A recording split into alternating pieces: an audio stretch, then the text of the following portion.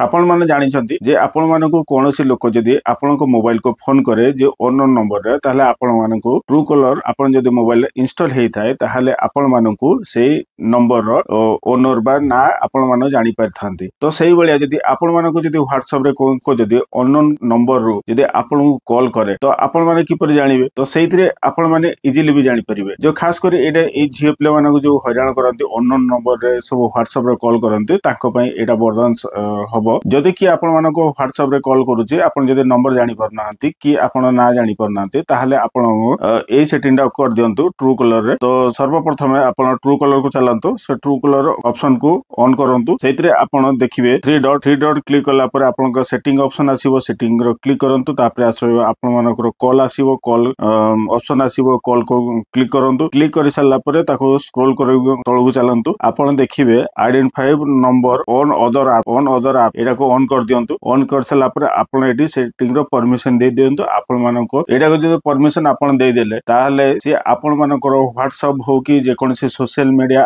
Messenger की call माध्यम रे आपण मानको की जदी कॉल करे ताहले तार ना आपण इजीली जानि परिबे। तो आउ ना एवं ट्रू कलर रे जेमिति मोबाइल रे ट्रू कलर रे शो करे तो सेमिति एई भली आपण मानको शो करिया लागिवो। जदी एई भिडियोटी आपण मानक पई इंफॉर्मेटिव लागिछि ताहले लाइक कर दियंतु, सब्सक्राइब कर दियंतु। आउ आपण मानक प्यारा सा मतामत कमेंट बॉक्स माध्यम दे दियंतु। जय हिंद, जय भारत।